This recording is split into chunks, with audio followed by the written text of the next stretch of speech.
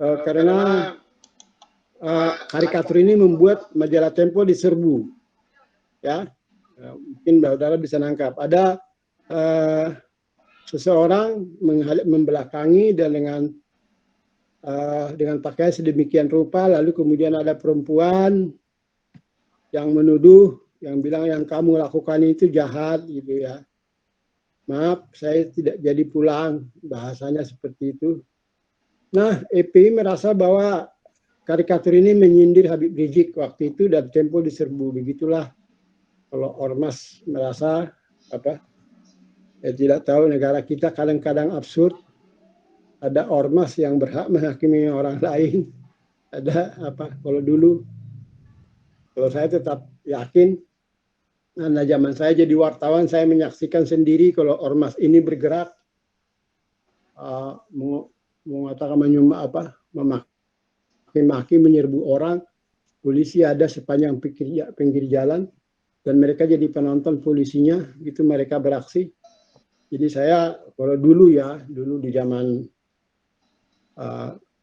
Orde sebelum pemerintahan yang sekarang, bahwa ormas ini dipelihara juga oleh banyak orang, gitu ya. Jadi kalau bahasanya Jack Winters dari luar negeri itu, ini sebenarnya ormas ini sebenarnya adalah attack dog dari kepolisian antara lain, anjing pemukulnya, dimanfaatkan juga sama orang, makanya dia jadi besar. Saya tidak tahu bagaimana itu bisa terjadi, karena karikatur orang bisa diserbu, gitu ya, lembaga resmi bisa diserbu oleh ormas, ya enggak terlalu ini. Kita harus jujur melihat diri sendiri. Lalu kemudian yang ketiga itu, ini dari Kompas, masih belum lama, tahun lalu ya, ketika kita harus sadar juga lah bahwa ada orang yang bilang jangan-jangan virus kopi ini dibuat oleh industri baru yang pengen kaya, yang sudah stuck di luar negeri sana, lalu dibuat, katanya. Ya, kalau dari sudut tertentu kadang-kadang ada benarnya juga begitu. Virus COVID, ada industri yang jadi kaya raya, menguruk triliunan miliar dolar dari kehidupan. Yang pertama tentu obat-obat, ya, lalu kemudian pabrik masker, pabrik sanitizer, tapi barangkali juga mungkin yang paling mahal itu yang di Indonesia juga dikritik, pengusaha juga ternyata banyak yang ikut punya, yaitu obat antigen sama PCR itu. Ya. Bayangkan setiap kita mau berobat ke dokter, belum berobat kita harus, sudah pandemi ini, belum berobat kita udah harus PCR dulu, gitu loh. Belum berobat, belum beli obat, kita harus bayar dulu buat PCR. Begitu belum naik pesawat kita harus bayar. Kita nggak tahu berapa triliun yang harus dibuang duit, sementara kita diancam keadaan pandemi, diancam oleh COVID, kematian oleh COVID, gitu ya.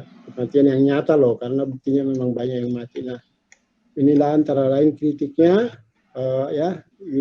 Ini Tom Dean ini kayaknya, Tom Dean sebenarnya, Tom Dean yang membuat ini, ketika ditemukan banyak masker palsu, ya. Ini baru masker nih, jual masker asli katanya. Di belakang dia banyak pundi-pundi rupiah, itu kaya raya.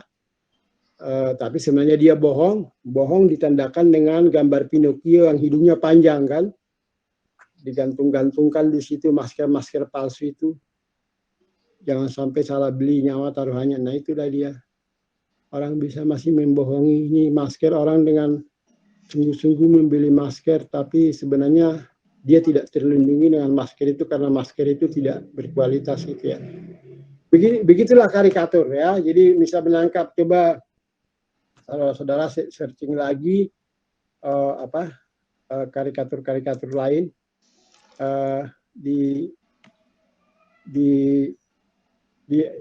yang paling menarik sih memang yang di media-media terkenal, ya. Media konvensional sudah punya karikatur, biasanya kualitasnya lebih baik. Di luar negeri juga ada sih sebenarnya. Bahkan di luar negeri karikatur itu ada yang punya sindikat, ya. Ada sindikat yang kerjanya membuat kartun, dan orang membeli itu, berlangganan membeli kartun itu untuk dimuat tentunya kalau di masa lalu. Nah itu ya saya kira dari situ saya kira sudah paham. Lalu kemudian ada, karena saudara sudah membuat analisa juga, saya nanti saya bagikan ya, saya bagikan nanti ada penjelasan singkatnya mengenai tugas itu. Pertanyaan tentang 2 kartun itu ya, ada kartun yang dua-duanya saya milih aja, pokoknya setiap hari pers nasional itu tanggal Februari ya, kan selalu ada peringatan hari pers, pindah-pindah itu, tahun ini di mana, tahun ini di mana, dan biasanya ada pemberian penghargaan anugerah ya, anugerah jurnalistik Adi Negoro. Adi Negoro itu tokoh pers Indonesia dulu. Saya pernah menang, tapi kalau dulu itu dibagi-bagi di DKI, dibagi-bagi, ada bidang P4, ada bidang macam-macam. Saya pernah juara 3. Yang sosial ya, Pancasila kalau nggak salah. Waktu saya masih tahun 86.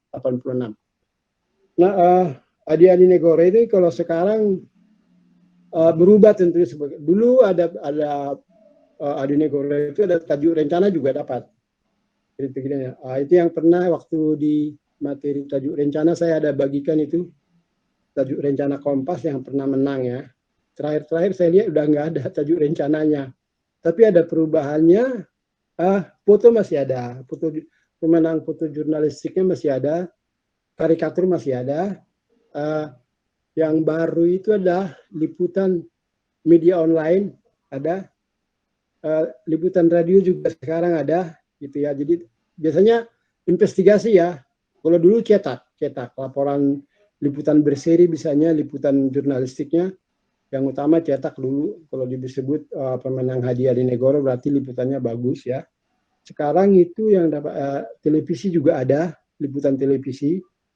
Biasanya investigasi. Radio ada sekarang. Radio juga ada, terus kemudian media online kayaknya juga ada juga investigasinya sekarang. Nah, karikatur masih ada. Nah, yang 2 yang saya bagikan itu adalah pemenang hadiah di Negoro di hari pers 2 tahun terakhir ya.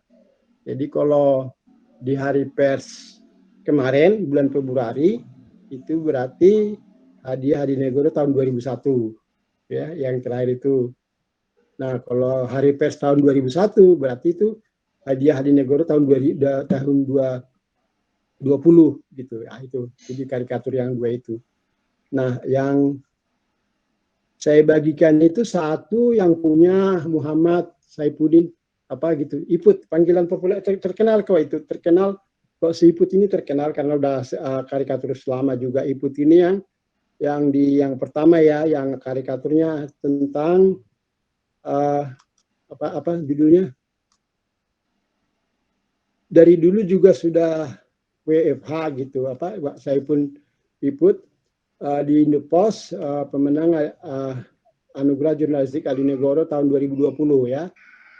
Karikatur ini masih ingat ya, ada di saudara, ada 2 bidang gitu, 2 bidang kiri dan kanan. Terus yang sebelah kiri itu suasana kota yang WFH ya, sunyi ya, gedung-gedung bertingkat, rumah-rumah bagus, sunyi, hanya ada kucing membawa tulang ikan gitu ya, terasa sunyi banget. Sementara di sebelah kanan kehidupan rakyat biasa gitu ya, rakyat jelata lah ya, yang mengelilingi kerubak gitu ya, yang masih bergembira gitu, mereka tetap dapat riang ya. Katanya dari dulu bahwa kehidupan itu juga mereka tidak terpengaruh ya dengan ini. Jadi suasana kota yang sunyi, lalu kemudian suasana kehidupan rakyat jelata yang tampak riang gembira. Nah, dari situ udah kelihatan ada sense of humornya udah terasa. Kalau karikatur kan sense of humornya itu yang pertama, ada lucunya gitu. Nah, yang disoroti apa? Ya tentu ini berkaitan dengan pandemi ya. Ini kan Maret 2020 ya, waktu lockdown lah ini. Nah, sindiran karikatur ini maksudnya ironi antara kaum jelata dan kaum orang berpunya di kota. Ini juga yang jelata juga bisa di kota tapi di pinggiran gitu ya.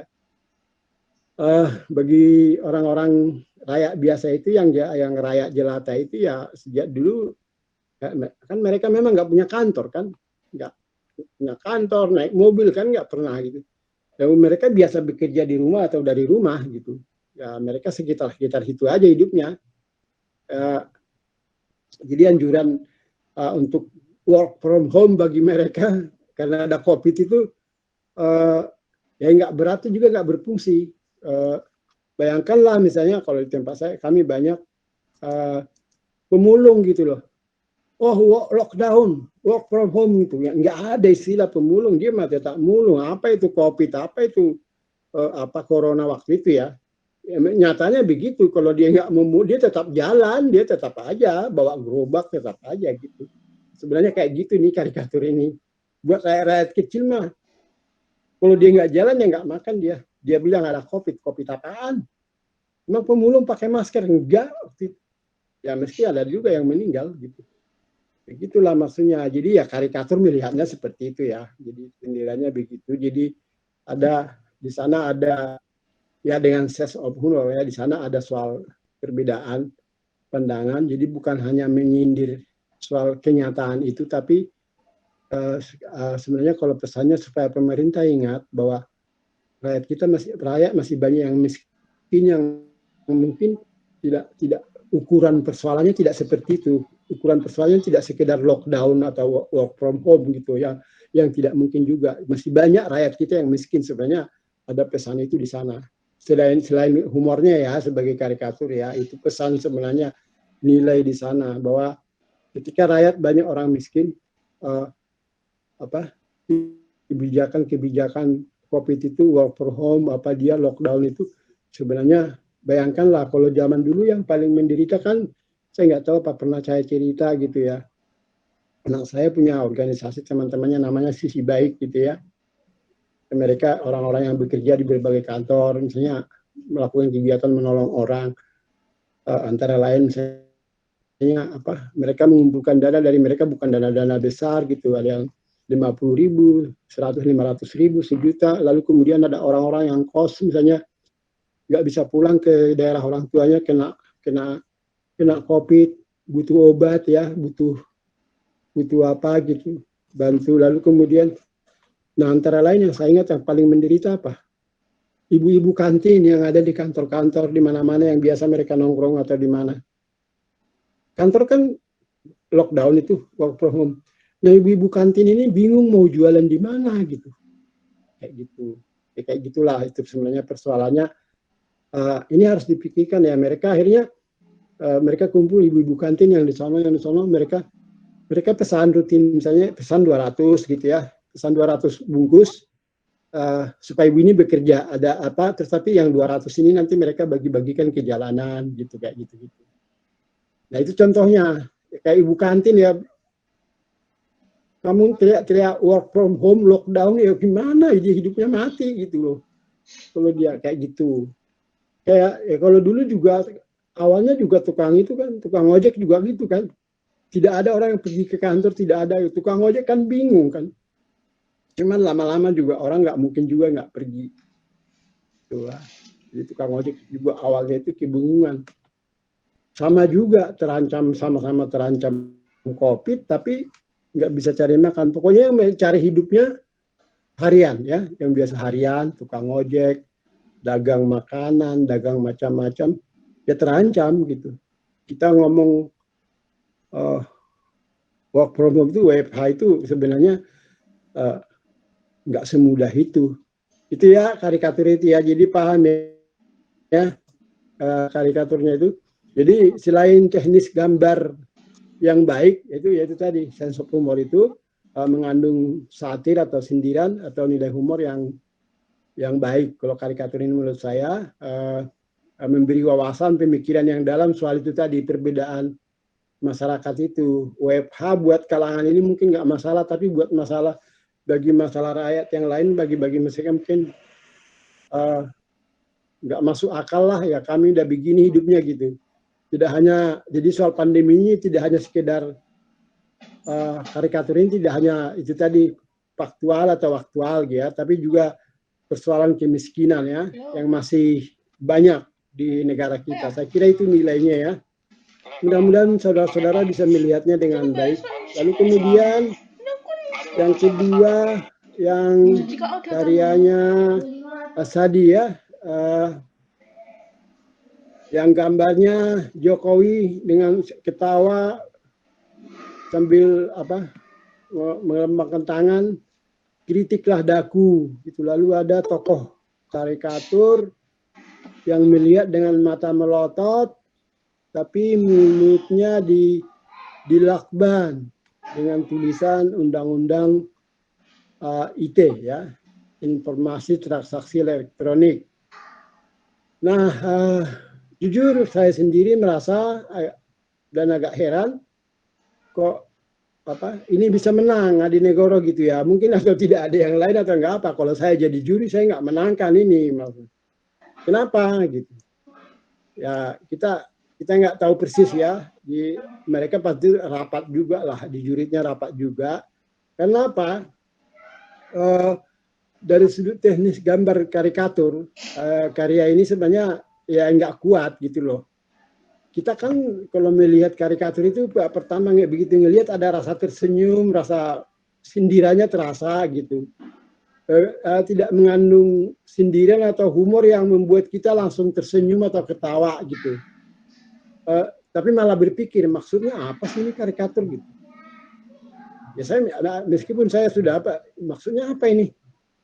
Kok menang sih ini kayak gitu. Jadi bertanya saya bukan tersenyum gitu. Berarti susah ini. Jadi itu tadi sense of humor ya, yang salah satu unsur pokok dari karya karikatur ya. Sense of humornya di samping ya itu tadi, samping harus faktual atau mengandung kritik atau mewakili kegalauan atau kepentingan masyarakat ya, sense of humor itu dulu yang pertama gitu loh. Nah itu menurut saya karikatur ini lemah ya, tidak kuat ya di sense of humor. Tapi kemudian begini, ini kan barangkali ya sindiran ya tetap ada ini persoalannya juga gitu. Maksudnya bahwa Jokowi itu kan di masa ini terutama ini dia ya dari dulu juga begitu, selalu bilang silahkan mengkritik saya, silahkan mengkritik pemerintah, tapi dengan cara yang baik gitu. Saya tidak bebas, maksudnya tidak mengkritik, tapi kita kan tahu gitu loh. Tapi sementara juga sebenarnya saat itu lagi ditekankan juga tuh undang-undang ITE itu udah lama gitu loh. Tapi banyak kontroversi di masyarakat. Ini udah keterlaluan, ini perlu undang-undang ITE perlu diterapkan nih. Karena udah bebas menghina pemerintah gitu kayak presiden gitu. Jadi ya lalu kemudian di tahun yang sama juga ada undang-undang itu ya, Omnibus Law ya, undang-undang cipta lapangan kerja yang saya nggak tahu apakah saudara, saya tidak yakin ada yang baca karena undang-undang ini 1000 halaman loh. Makanya saya melihat diskusi Menko Polhukam ya dengan mahasiswa di Andalas yang berdebat soal Omnibus Law. Saudara tahu nggak Omnibus Law itu apa? Kata Mahfud. Jadi tokoh mahasiswanya gelagapan ya, saya tersenyum aja jujur ya. Ini undang-undang aneh sebenarnya. Ini undang-undang yang dirangkum banyak sekali di dalamnya, undang-undang cipta kerja ini yang namanya Omnibus Law itu, dan itu ada 1000 halaman. Pengantar-pengantarnya saya yakin jarang orang yang membaca. Di sana banyak jebakan itu juga yang tidak senada dengan IT gitu. Bahwa ini harus begini, ini harus begini. Yang intinya sebenarnya Omnibus Law itu sudah ada. Tapi jalan tol dengan memakai dikasih karpet itu, jalan tol dikasih karpet dan gitu kurang lebih kepada investor. Jadi kayaknya ada upaya memasukkan investor supaya karena kita butuh modal, kita nggak banyak modal supaya orang nanam saham di sini di pariwisata dan bagaimana. Tapi untuk supaya mereka datang ya bermurah hatilah, itulah undang-undang Omnibus Law itu. Dikasihlah kemudahan-kemudahan yang enggak ya, kalau ibaratnya kalau kita perlu angkat rok buka paha ya kita buka paha, maafnya begitu. Itulah gitu ya. Jadi Dan tahu sendiri sampai sekarang, sejak dari dulu itu salah satu persoalan kita di bangsa ini sekarang adalah karena kehidupan internet ya. Jadi kita sudah terbiasa dengan permusuhan. Sehari-hari hidup kita penuh dengan permusuhan. Jadi sampai sekarang belum pemilihan presiden lagi, dari pemilihan presiden periode lalu 2014-2019, orang yang pro Jokowi dan yang kontra Jokowi sampai sekarang sehari-hari bermusuhan. Saudara-saudara, saya nggak tahu apakah saudara-saudara merasakan bahwa mereka tiap hari sibuk mengkritik dan memaki-maki. Saya nggak ngerti juga bahwa kalau saya sih, kalau ada yang baik, saya menulis tulisan mendukung. Kalau ada yang baik, kalau ada yang tidak baik menurut saya menulis untuk mengkritik. Tidak ada yang benar-benar bukan saya pembenci ini atau pencinta ini. Tapi kalau ternyata di bangsa ini pada saatnya sekarang ada yang seperti itu. Yang sehari-hari hidupnya pokoknya ada yang mengkritik Jokowi, terus dia ada orang yang sehari pokoknya mencari cara apa aja itu berkaitan dengan Jokowi, membenci Jokowi gitu. Nah, di agama juga begitu. Terjadi blok antara bilang apa istilahnya apa? Cebong dan apa? Kadal gurun. Enggak tahu saudara-saudara, kalau saya udah jadi jurnalis harus jujur melihatnya. Orang-orang yang punya aliran agama apa? Ya, kalau Kristen mungkin bukan kadal gurun ya.